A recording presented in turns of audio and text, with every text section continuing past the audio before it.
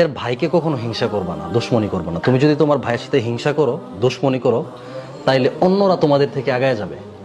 মানুষ তোমাদেরকে লাঞ্ছিত করবে। একটা কুকুর আর একটা গাধা প্রতিযোগিতা লাগছে, কি লাগছে? যে আগে 5টা গ্রাম পার হয়ে যাইতে পারবে সে হচ্ছে রাজা, সে রাজত্ব দিবে, নেতৃত্ব দিবে। ঠিক আছে? তো এখন কুকুর তো মনে মনে খুশি, এই দৌড়াইতে পারে কে বেশি, কুকুর না গাধা? কুকুর।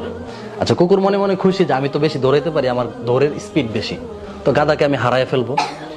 তো কুকুর আর গাধা যখন রেস লাগছে, প্রতিযোগিতা লাগছে, তখন গাধা আস্তে আস্তে হাঁটতেছে, কুকুর দৌড়ানো শুরু করছে প্রতিযোগিতায়।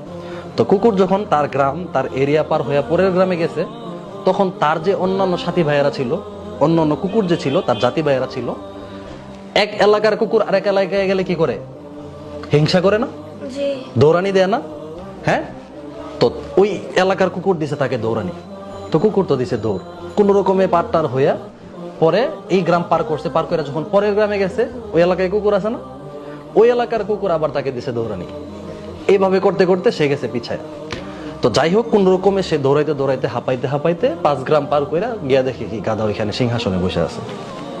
মানে গাধা ওই প্রতিযোগিতায় জিতে গেছে, কুকুর হেরে গেছে। কেন? কুকুরের তার ভাইয়ের সাথে হিংসা ছিল, কুকুরের অন্য কুকুরদের সাথে কি ছিল? দুশ্মনী ছিল।